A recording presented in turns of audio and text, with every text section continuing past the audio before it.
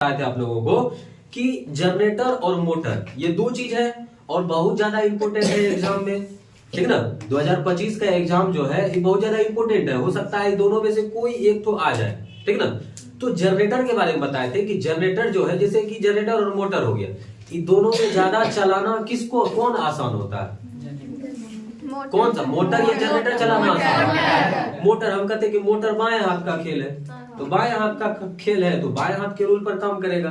Generator थोड़ा मतलब भारी होता है, हार्ड होता है चलाना, मतलब एक नॉर्मल बच्चे तुम लोग के लिए मतलब आसान नहीं है कि उसको चला पाओ, ठीक ना।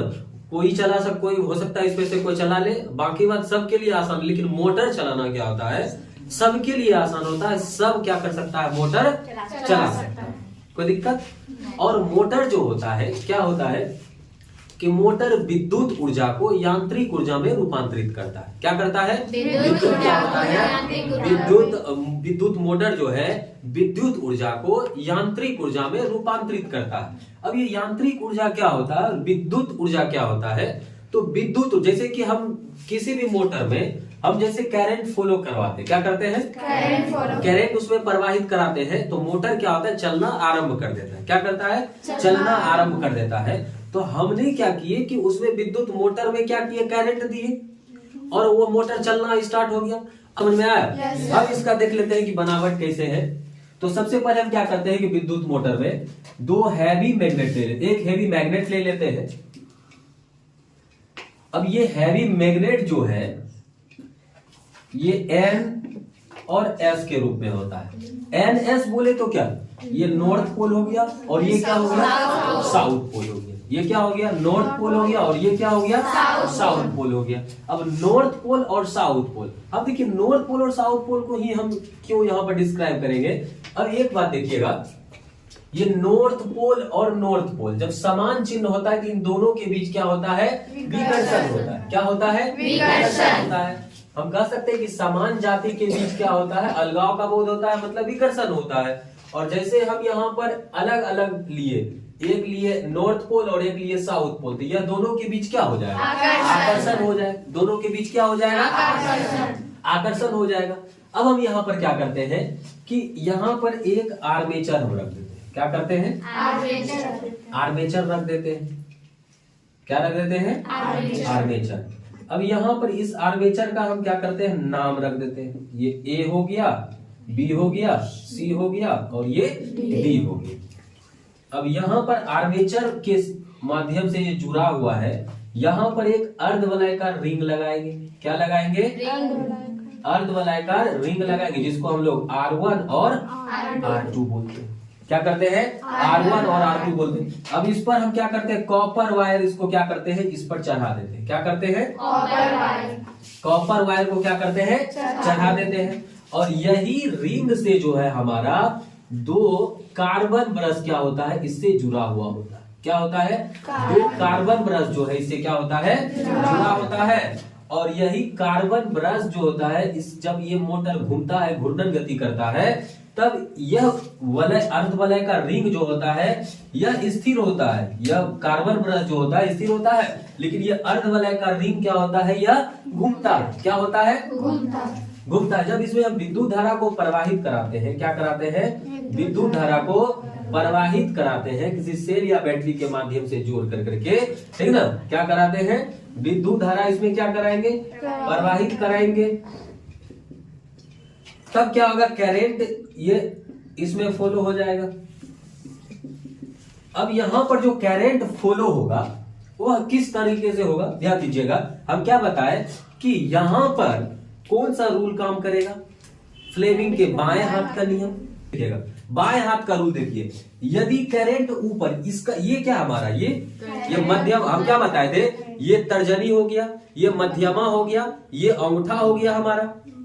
तो बाएं हाथ का रूल पर हम समझाए थे आप लोगों को कि अपने बाएं हाथ की उंगलियों को इस प्रकार समकोणिक फैलाएं कि उसका अंगूठा, तर्जनी और ये मध्यमा, तर्जनी और मध्यमा। तर्जनी किसकी दिशा को बताता है, चुंबकीय क्षेत्र की दिशा को बताता है।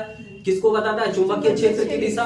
ये मध्यमा जो है ये मध्यमा की क्या करता है, करंट की दिशा बताता है और ये अंगूठा क्या करता है, ये बल की दिशा को बताता है। अब जैसे मान ले कि करंट ऊपर की ओर है, करंट कहाँ लगेगा, ऊपर की ओर लगेगा, तो ये बल कहाँ जाएगा, अंदर की ओर लग रहा है, ये बल, ये अंगूठा कहाँ है, अंदर की ओर। यदि करंट ऊपर की ओर जाएगा तो बल क्या होगा, अंदर की ओर लगेगा। इसका मतलब क्या है कि ये 1/4 करंट से घूम जाएगा, ये एक बार क्या हो जाएगा, ये करंट से। जैसे कि ये आर्मेचर है, मान लो ये क्या है हमारा, आर्मेचर है। और जैसे हम बाएं हाथ के रूल से हम काम कराए, अंगूठा और ये तर्जनी और ये मध्यमा, तर्जनी और अंगूठा, करंट ऊपर जाएगा तो बल कहां, अंदर की ओर लगेगा। मतलब ये AB भुजा जो है ये ऐसे हो जाएगा, ये इस प्रकार से घूमेगा।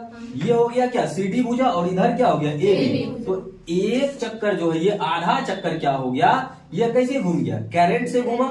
और न्यूटन का प्रथम नियम क्या कहता है कि जो वस्तु गति में है वह अपनी गतिज अवस्था बनाए रखना चाहता है, तो 1/4 या किससे घूमेगा, करंट से, और 1/4 क्या होगा, मोमेंट ऑफ इनर्शिया यानी जड़त्व के नियम से यह क्या होगा, 1/4 घूम जाएगा। ये क्या हो जाएगा, ये 1/4 किससे नियम से घूमेगा, जड़त्व के नियम से। और ये क्रिया लगातार बार बार ये क्या होते रहता है, ये क्रिया ये चलते रहेगा, और ये क्या हो जाएगा, फिर ये लगातार घूर्णन करते रहेगा, जिसके वजह से हमें विद्युत ऊर्जा जो है यांत्रिक ऊर्जा के रूप में मिलता है। कोई दिक्कत? तो चलते हम आगे, हम प्रैक्टिकल के माध्यम से इसको हम देख लेंगे। कोई दिक्कत? प्रैक्टिकल के माध्यम से भी इसको हम देख लेंगे। हम प्रैक्टिकल के माध्यम से समझेंगे सबसे पहले। तो यहां पर देखिए, ये हमारा हो गया क्या, ये आर्मेचर। क्या हो गया, आर्मेचर। जो मोटर में क्या होता है, इस मोटर में इस प्रकार से हम इसके अंदर डाल करके जैसे इसमें विद्युत धारा को प्रवाहित कराते हैं, तो ये क्या होता है कि घूमना स्टार्ट होता है। तो ये आर्मेचर ही क्या होता है, ये घूमता। क्या होता है, आर्मेचर घूमता। अब देखिए, ये इसके यहां पर देखिए, ये छोटा वाला जो है, ये गोल, इसको हम लोग धुरी कहते हैं। क्या कहते हैं, धुरी कहते हैं। और इधर भी ये वायरिंग हो गया, और इसके ऊपर वाला भाग जो है ये धुरी कहलाता है। अब इसी जैसे फैन उनको जोड़ना है या किसी और चीज को जोड़ना है, तो हम यहीं पर क्या करेंगे, इसको जोड़ देंगे, ठीक है ना। तो यहाँ पर इधर भी वायरिंग लगा हुआ है और इधर भी वायरिंग लगा हुआ है। तो हम दो हैवी मैग्नेट का बात हम कर रहे थे कि दो हैवी मैग्नेट जो होता है, इसी के अंदर क्या है कि दो हैवी मैग्नेट जुड़ा हुआ होता है। एक होता है नॉर्थ पोल और एक होता है साउथ पोल। तो इसको हम छोटे मोटर के माध्यम से हम इसको देखेंगे कि ये चुंबक जो है वह मैग्नेट कहां पर है। तो यहां पर ये देखो, दो मैग्नेट, एक इधर से आपको दिख रहा होगा अर्धवलयाकार, यहां पर एक मोटर इधर दिख रहा होगा, ये वाला मोटर ये दिख रहा है, ये वाला मोटर, ये वाला चुंबक इधर है और एक चुंबक इधर है। तो इसी में हम क्या करते हैं, एक ये छोटा भी आर्मेचर है यहाँ पर, और ये हमारा क्या है, ये गोल जैसा जो है, इसको हम लोग क्या बोलते हैं, ये वायरिंग हो गया। ये क्या हो गया, वायरिंग हो गया। और इधर भी क्या लगा हुआ है, वायरिंग लगा हुआ है। और धुरी हमारा क्या हो गया, ये वाला भाग क्या हो जाएगा, हमारा धुरी हो जाएगा। और यहाँ पर देखिए, आर्मेचर के ऊपर क्या है कि कॉपर वायर चढ़ा हुआ है। आर्मेचर के ऊपर क्या चढ़ा हुआ है, कॉपर वायर चढ़ा हुआ है। और इसके अंदर क्या है कि जब इसके अंदर इसको हम फिट करते हैं, क्या करते हैं, इसके अंदर क्या करते हैं, हम इसको फिट करते हैं। तो यहाँ पर जैसे हम विद्युत धारा, हम यहाँ का क्या करते हैं कि जैसे इसमें हम करंट को फॉलो कराते हैं, तो यह क्या होता है कि अपना कार्य करना स्टार्ट करता है। हम कार्बन ब्रश की बात कर रहे थे और अर्धवलयाकार रिंग की बात कर रहे थे। तो अर्धवलयाकार रिंग जो है, इसी के अंदर यहाँ पर जुड़ा हुआ है। इसके अंदर जब आप आइएगा, यहाँ पर देखिए, ये वाला दिख रहा है, ये खुलने वाला है। देखिए, यहाँ पर जो कार्बन ब्रश है, ये काला जैसा भाग आपको दिख रहा होगा, ये वाला भाग जो दिख रहा है आपको, छोटा वाला भाग, इसको हम लोग क्या बोलते हैं, कार्बन ब्रश बोलते हैं। क्या बोलते हैं, कार्बन ब्रश। और ये कार्बन ब्रश हम क्यों लगाते हैं कि इसका शाफ्ट जो है, जहां पर कॉपर वायर चढ़ा हुआ है, वह इसके चलने से ये जल्दी नहीं खियाता है, ठीक है ना। कारण क्या है कि जब वो चलता है और घिसता है, तो कार्बन ब्रश ही क्या होता है, खिया जाता है, जिसकी वजह से मोटर जल्दी खराब नहीं होता है। और जब मोटर खराब हो जाता है, तो हम क्या करते हैं, उस पर कॉपर वायर को हम लगा देते हैं, और फिर से क्या होता है कि वह चलना स्टार्ट होता है। हम ये जो देख रहे हैं, ये काला वाला भाग, यही हमारा क्या है, ये क्या है हमारा, ये कार्बन है, ये हमारा कार्बन ब्रश, क्या है ये हमारा कार्बन ब्रश, और इसके पीछे में एक स्प्रिंग लगा हुआ है। क्या लगा हुआ है? इसको जब खींचिएगा तो यहाँ पर स्प्रिंग लगा हुआ है। ये वाला भाग यहाँ पर क्या लगा हुआ है? स्प्रिंग लगा हुआ है। अब यही स्प्रिंग क्या करता है कि जब चलता है तो इस यहाँ पर फोर्स पड़ता है। क्या पड़ता है? फोर्स पड़ता है। तो यह क्या होता है? घूमना स्टार्ट हो जाता है। अब यही अर्ध यहाँ पर जो है चुंबक से जब यहाँ पर विद्युत धारा हम प्रवाहित कराएंगे तो इसके बीच क्या होगा? चुंबकीय क्षेत्र उत्पन्न होता है। क्या उत्पन्न होता है? चुंबकीय क्षेत्र उत्पन्न होता है। और हम क्या बताए कि एक परिनालिका के बारे में क्लास में बताए थे कि किसी नरम लोहे के तार पर क्या करते हैं कि हम उस पर क्या चढ़ाते हैं? तांबे का वायर चढ़ा देते हैं और उसमें हम क्या करते हैं कि विद्युत धारा प्रवाहित करते हैं।